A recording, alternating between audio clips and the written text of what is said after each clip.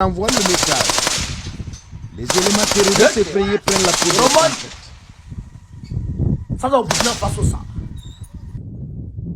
Les hommes ont bien pris la mesure du danger. Le lieu est un point de passage des groupes terroristes. Le visage est bien plus à l'écœur. Avec cette terrible pression sur les montures en allure fonçant sur la direction d'un territoire exsangue qui s'étend sur des dizaines de kilomètres. L'exercice est périlleux, mais le jeu en vaut la chandelle. Plus aucun centimètre du territoire ne doit être calme et occupé par des terroristes. C'est le mot d'ordre depuis Ouagadougou pour le premier escadron de sécurisation routière et d'intervention basé à la première légion à Kaya. Cette unité d'élite de la gendarmerie nationale aux commandes de 2 lieutenants qui se font appeler Arès et Guépard. Dans les herbes et sur le bitume, gendarmes et VDP slalom entre ruines, cratères et carcasses cramées. L'épicentre d'une guerre désastreuse et sans pitié. Le cortège, à l'allure d'une caravane avec plusieurs dizaines de véhicules bondés qui s'évanouissent dans le creux d'une vallée silencieuse. Le point de chute, c'est Tibouna, à 68 km de Kaya, la capitale du centre-nord.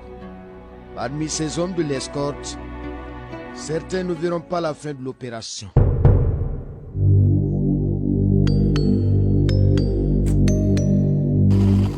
Au bout de 3 semaines, nous voici en escorte légère pour retrouver l'équipe aux portes de Fika en pleine opération. Elle se remet peu à peu d'un deuil. 2 combattants sont tombés sur l'axe au premier jour de la mission avant la destination finale.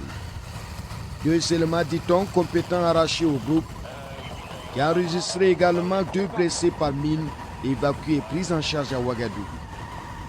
La porte de Ouanoubian, triste et célèbre localité, cette carcasse de véhicule est le symbole de l'impitoyable vindicte que les terroristes ont réservé aux usagers de cet axe qui mène au Sahel.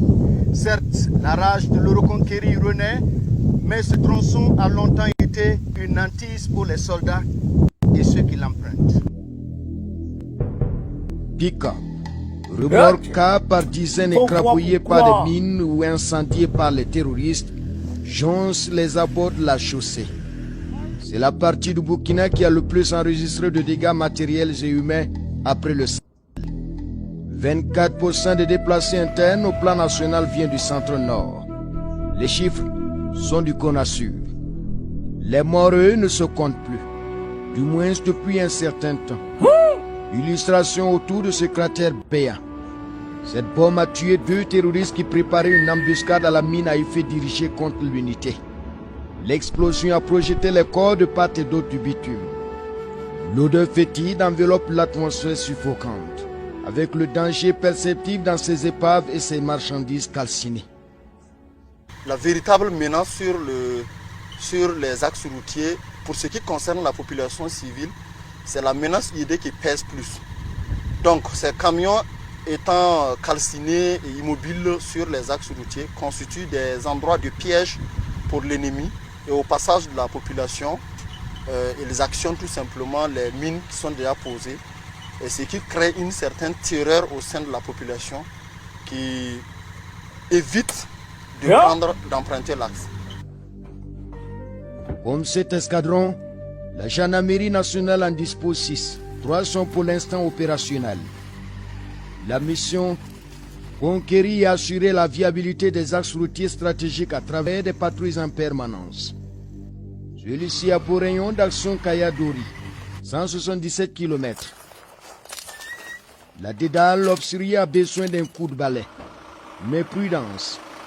Même cramée, cette ferraille peut être piégée. Récemment, un combattant en a été blessé. Nous avons des démineurs qui vont prendre tout le temps, checker le camion et s'assurer qu'il n'est pas piégé avant maintenant que la machine passe maintenant à l'œuvre. La grue passe à l'œuvre. On est amené au moins à 100-150 mètres de l'axe pour éviter toute surprise.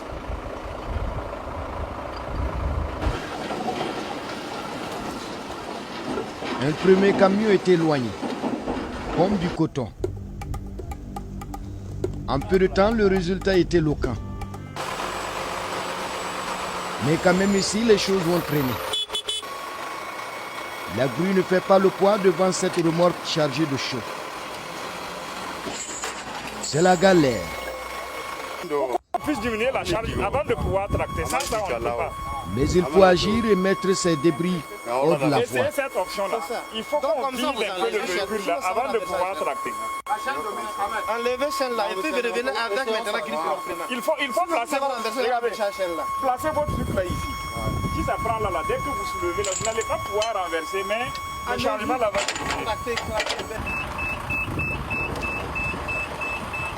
Continue. Continue. Continue.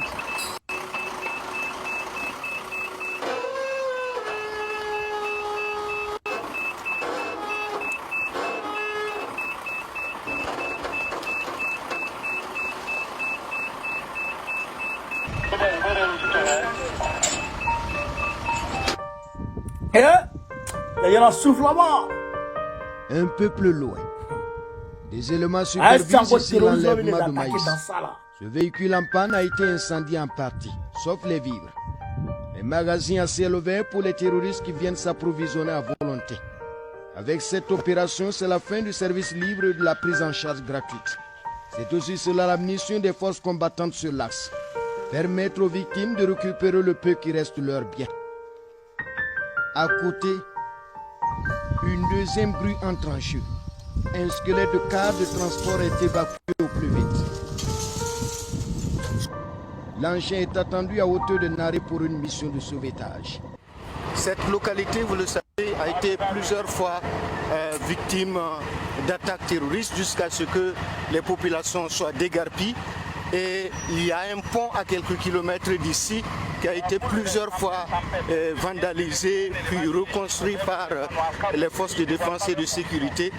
Mais là, on n'y va pas, on continue tout droit dans la broussaille pour récupérer un véhicule qui a été détourné par les terroristes.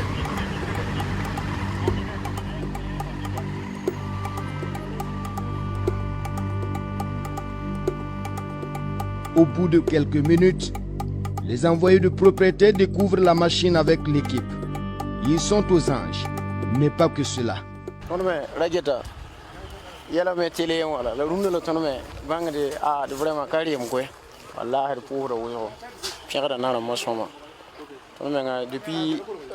félicite les soldats. C'est depuis 3 jours que nous sommes. Nous aussi, mes enfants, et ils en étaient contents. Ils ont un regard et une voix de retour. Des envoyés reconnaissants, surtout au lieutenant Arès, qui supervise l'opération. Il faut que vous vous activez, il est déjà 16h, 17h, donc vous avez en gros 1 heure de temps. Il est au cœur de toute la démarche. Ça peut aller, non? En tout cas, j'ai pu relever la plaque d'immatriculation, le numéro de la plaque, que j'ai transmis aux services compétents de la gendarmerie, qui ont fait une réquisition et adressée à la direction des transports. Et c'est là qu'on a pu remonter jusqu'au propriétaire qui est actuellement à Dori. J'ai pris contact avec lui et on a organisé pour qu'on puisse enlever le matériel là. Du matériel un peu saboté par les terroristes. Mais ici, le plus important est qu'il soit enlevé. Ce défi, difficile à relever. Déjà, plusieurs tentatives infructueuses. La grue peine à soulever le mastodonte et son porteur.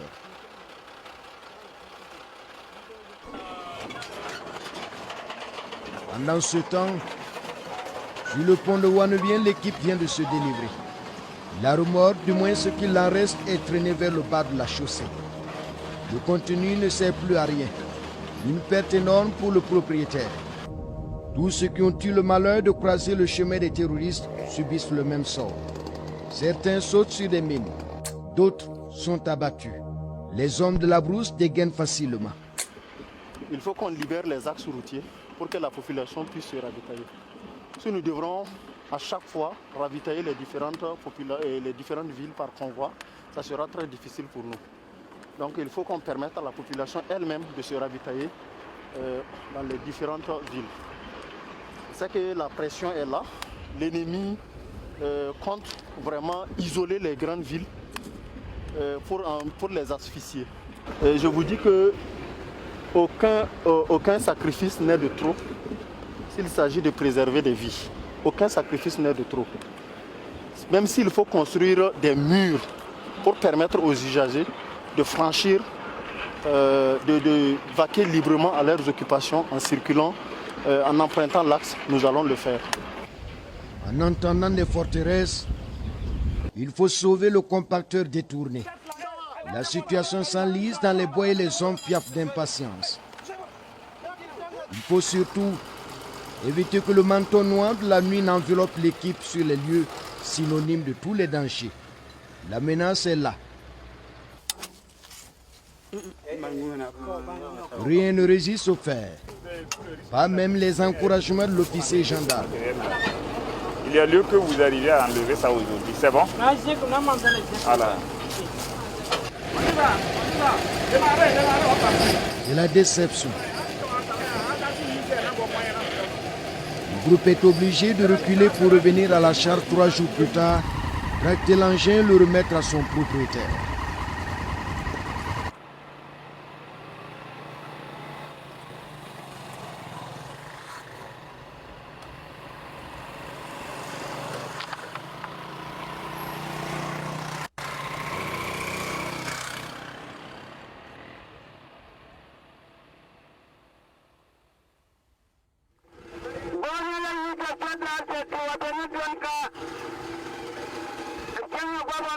Nous sommes à quelques jours de la fin et la mission amorce un virage important avec au menu une activité majeure.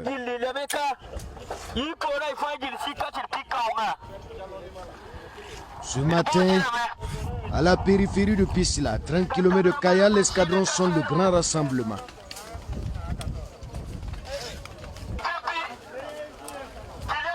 Tronçonneuse, hache et machette. L'arsenal d'une guérilla contre les cachets de tireurs embusqués, les guetteurs et autres poseurs de bombes. Quelques jours plus tôt, une opération similaire avait permis aux populations de Tougouri de débarrasser une bonne partie de l'axe de ces arbres et buissons encombrants.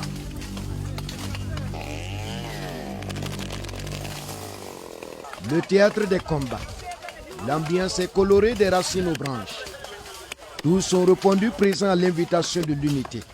On récit dire que c'est à l'appel de la nation en détresse.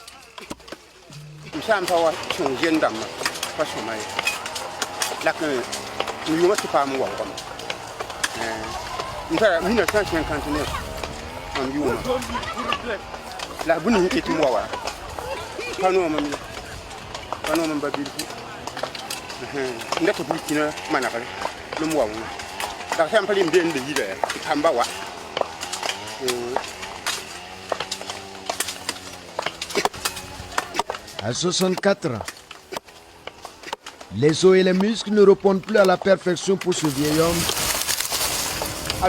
sauf la rage d'en finir avec le terrorisme. Une colère contagieuse qui ravage buissons gros et petits arbres à coups de machette.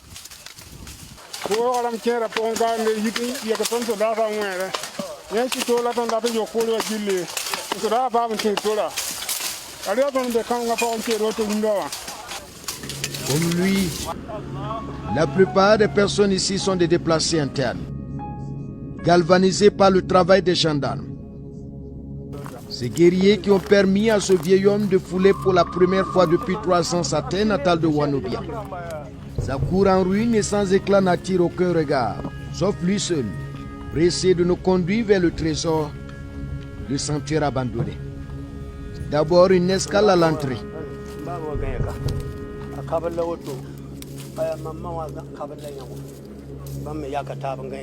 Rien que des fantômes qui ne parlent pas et le décor d'un effroi sans fin.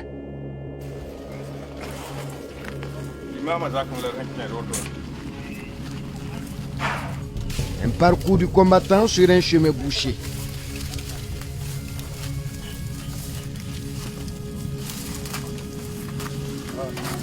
Enfin, nous voici à la porte.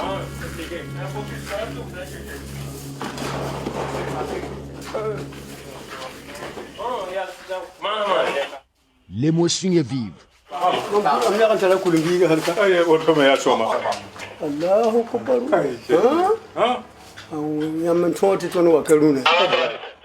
Un miracle vient de se produire.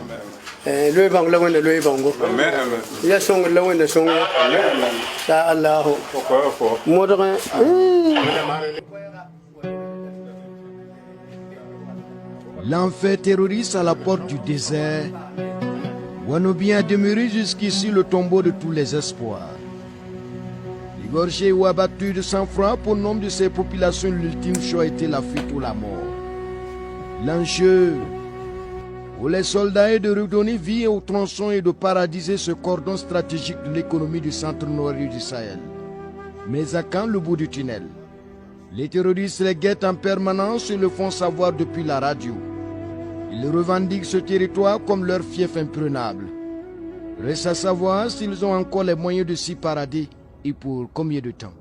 Nous voyons des GATT qui sont en train de s'organiser tout autour de nous, de notre position. Comme vous pouvez bien le constater, ils sont en train de s'organiser. Ça, c'est un premier groupe. Il y a un deuxième groupe également ça c'est du côté sud. Il y a un deuxième groupe du côté nord qui est en train de s'organiser.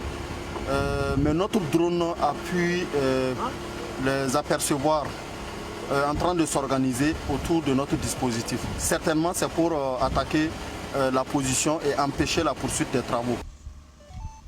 Hirondelle ici, Phoenix, un regroupement GATA aux alentours de Phoenix. Phoenix a en visuel un regroupement GATA. Hirondelle, prenez coordonnées de Phoenix. En mesure de nous appuyer. L'attente va être longue et stressante. La demande est forte pour l'ange volant. Et le souhait des combattants ici est que chaque unité soit dotée d'un drone de combat, de la logistique et du personnel en nombre. En attendant, le commando s'organise avec les moyens de bord pour stopper la colonne de fous en branle. Seule l'inquiétude, la population civile qui fait craindre des victimes collatérales en cas d'affrontement ouvert. Explication du lieutenant Guépa qui actionne son plan de salut. Faites environ 2 km dans cette direction. 2 km. 2 roquettes. Juste pour la dissuasion. Et c'est la débandade pour ce groupe. Et notre injonction tente de faire diversion. La tension monte. Vite, une équipe réduite se lance pour le contenir et éviter de troubler la quiétude des civils. Moto blindés et pick-up rasent les airs. Hors de la piste, c'est la course contre la montre. PKM et 12-7. Des balles envoient le message. Les éléments terroristes effrayés prennent la peau des tempêtes.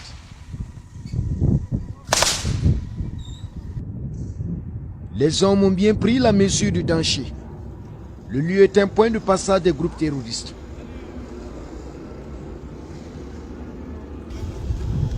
Encore une alerte. Le drone en altitude est sur un binôme de terroristes qui progresse vers notre position. L'équipe Warrior monte une opération. Les fantassins l'ont appris à l'école. Le premier qui tire à l'avantage et la meilleure défense est l'attaque. Nous sommes en route, en liaison avec la base qui nous oriente sous les caméras de 2 drones de surveillance. La lutte antiterroriste est une guerre high-tech, extrêmement chère, supportée par les populations. Il y a danger de mort. Le lieutenant Arès recommande une grande prudence à l'équipe. La position de l'ennemi est à environ 2 km. La tension est dans les ronges, la poitrine aussi.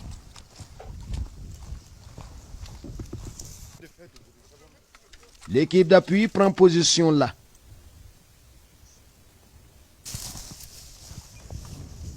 Et le reste va pour l'assaut. L'envie de croquer du terrorisme monte. Le périmètre est boisé et complique la manœuvre. Mais les hommes vont faire avec.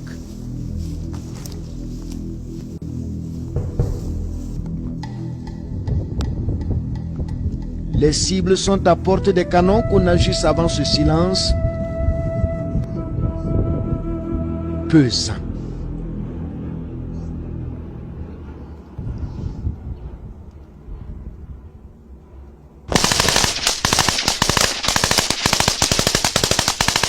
Ok.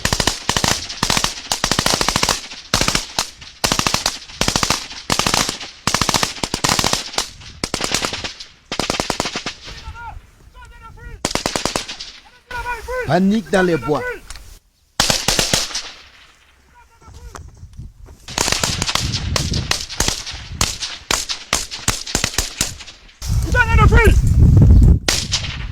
Les terroristes tentent de s'extirper du feu des combattants, mais le drone ne les lâche pas d'un œil. La chasse à l'homme s'engage.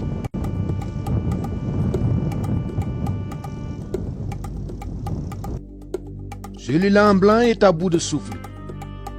Il est chanceux. Le drone vient de le perdre.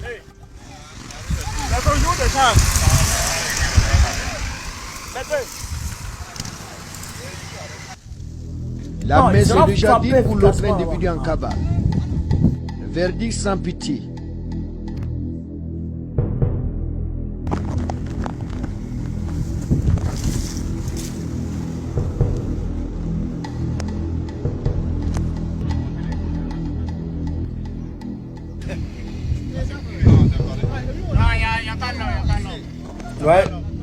Ambiance de victoire après la traque.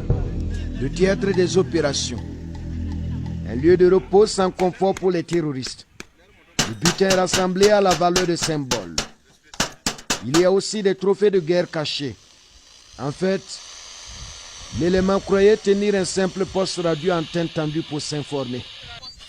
Dans la manœuvre, l'équipe va découvrir un trésor technologique de l'ingéniosité des terroristes.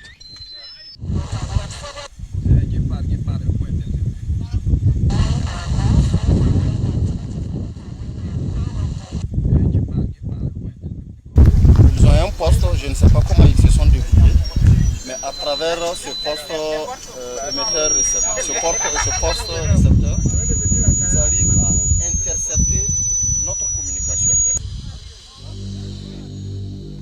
Plusieurs postes récepteurs. Le sixième sens des seigneurs de la terreur. La guerre, ses inventions et ses mystères. Ces objets vont être emportés, le reste brûlé. Le patrimoine de toute une vie dans des flammes. Guépard et ses hommes veulent être les seuls maîtres de l'Axe. Mais à quel prix? Le 26 octobre dernier, l'escadron a connu plusieurs incidents dans sa progression. Ici, une mine a blessé 2 soldats. L'impact indique la violence de la déflagration. Les éléments ont de la veine. Ils sont en vie. Par contre, un autre binôme a été touché mortellement ce même jour à 3 km de Nupa. Les chefs militaires nous ramènent sur la scène du crime. C'est exactement à ce niveau. Vous avez vu le souffle que ça a créé tout aux alentours de l'arbre. Et ça a même terrassé en fait l'arbre. Voilà. Une mine à effet dirigé. Un nouveau mode d'action que redoutent les fantassins.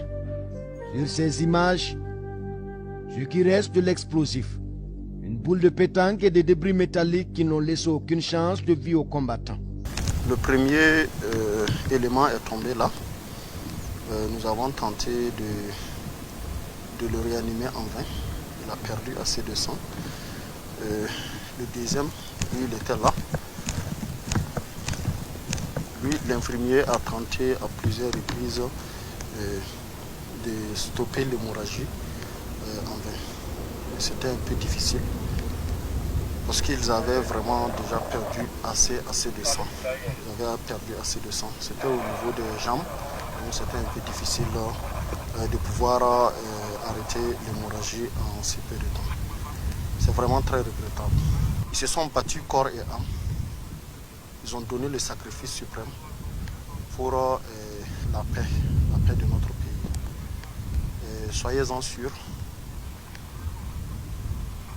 votre combat ne sera pas vain. Nous allons poursuivre jusqu'à ce que notre pays soit libéré totalement de ces terroristes.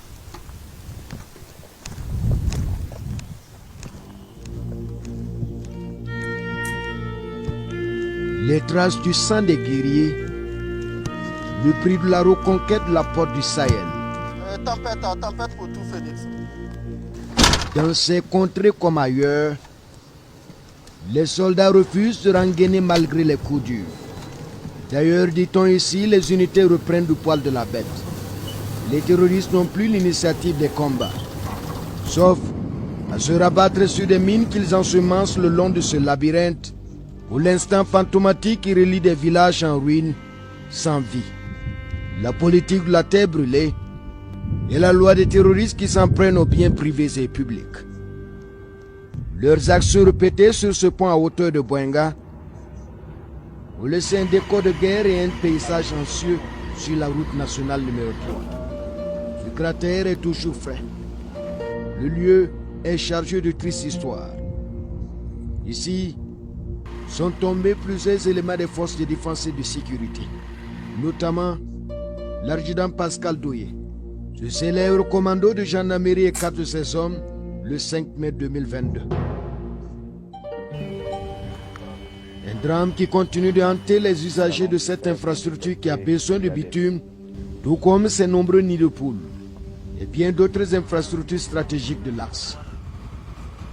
Après plusieurs jours d'opération, nous voici sur le fameux pont Naré. Le pont qui a été plusieurs fois dynamité par les terroristes.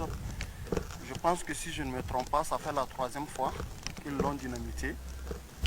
Finalement, nous étions obligés de mettre en tout cas un pont mobile pour permettre toujours le trafic en direction du Sahel. Le pont respire à peine. Tous ses flancs ont été endommagés. Autour, le décor apocalyptique explique qu'ici, l'île terroriste a dicté sa loi. Aujourd'hui, la donne a changé. L'Esri a positionné ses hommes qui veillent au grain. Les jours à venir, nous allons démarrer les travaux de réhabilitation de ce pont. Je pense qu'il y a une entreprise qui est déjà identifiée à cet effet.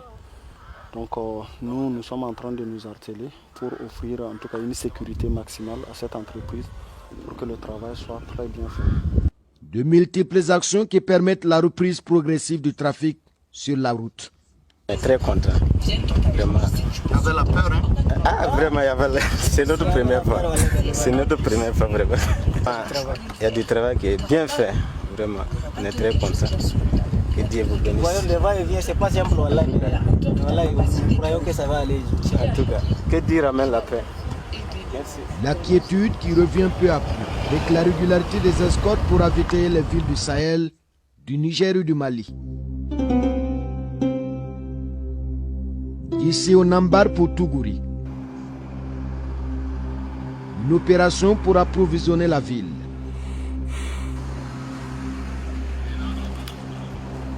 Motos et véhicules vrombissent. Il n'y a pas longtemps, monter dans un cas comme celui-ci, c'est prendre un risque. À bord, l'ambiance est faite. Tout le monde apprécie le bon boulot des combattants.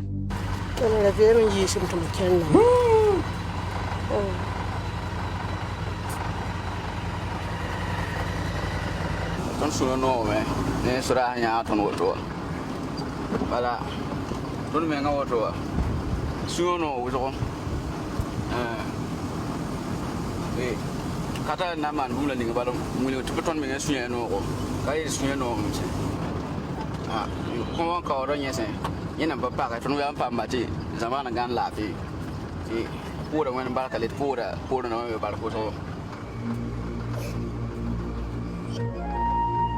Au bout de quelques minutes, voici à destination. Les passagers vident les cargaisons.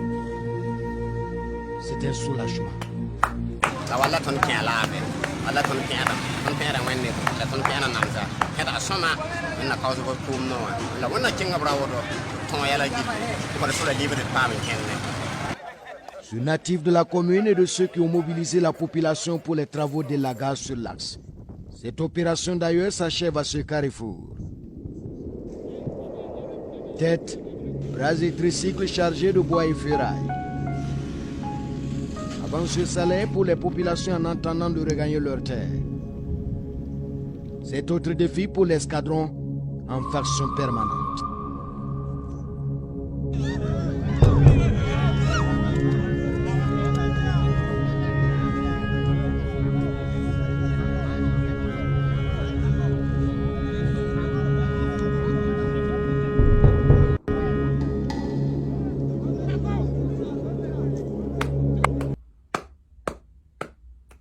Camarades, vous avez vu, hein? Vous avez vu le parcours du combattant, les périples, les embûches. Vous avez vu le quotidien des soldats burkinabés, maliens et nigériens. Ces gens-là, il faut louer leur courage, leur détermination.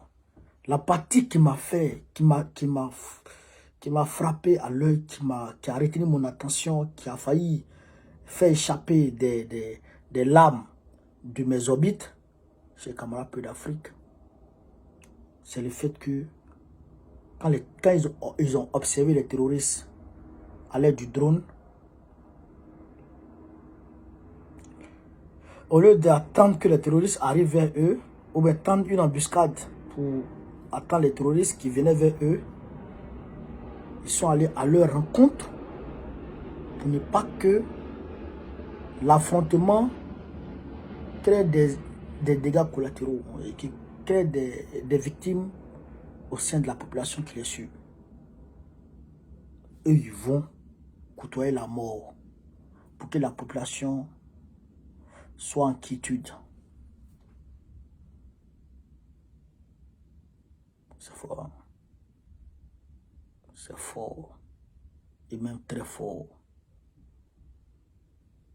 Les gens là, il faut louer leur courage, leur détermination. Moi-même là, les mots me manquent. Au nom de Dieu, moi-même les mots me manquent. C'est pourquoi, quand les gens commencent à critiquer violemment les combattants, j'ai dit non, arrêtez. Arrêtez un peu. Parce que c'est des enfants d'autrui. C'est des maris d'autrui. C'est des papas d'autrui. Au même titre que toi. La seule différence, c'est que eux, ils ont le courage de côtoyer la mort. Voilà. Certains tombent, hein. Certains tombent, mais grâce à Dieu, grâce aux équipements acquis par eBay et son équipe, grâce à ça, aujourd'hui, ils ont l'initiative. Ça, c'est très important. Ils ont l'initiative dans cette guerre. Donc voilà un peu, chers camarades de l'Afrique. Il faut dire que ça m'a sonné. J'ai regardé ça hier, mais il fallait que je fasse une vidéo dessus. Moi-même, ça m'a sonné vraiment. Ça m'a sonné. Le courage, c'est fort. Et je leur tire mon chapeau à toutes les forces de défense et de sécurité de nos pays du Sahel. Je leur tire mon chapeau. Vraiment, vous êtes des 10. Ouais, vous êtes des 10, vous êtes des durs. Voilà, soyez salués en vos rangs de qualité. Chers camarades peu d'Afrique, partagez la vidéo, mettez-la partout à travers le monde entier. Vive l'Afrique. Vive nos forces de défense et de sécurité. Vive nos leaders panafricains. Vive l'Afrique libre. Babo, président de la Côte d'Ivoire en 2025, Inch'Allah. On est ensemble, les gars. Merci.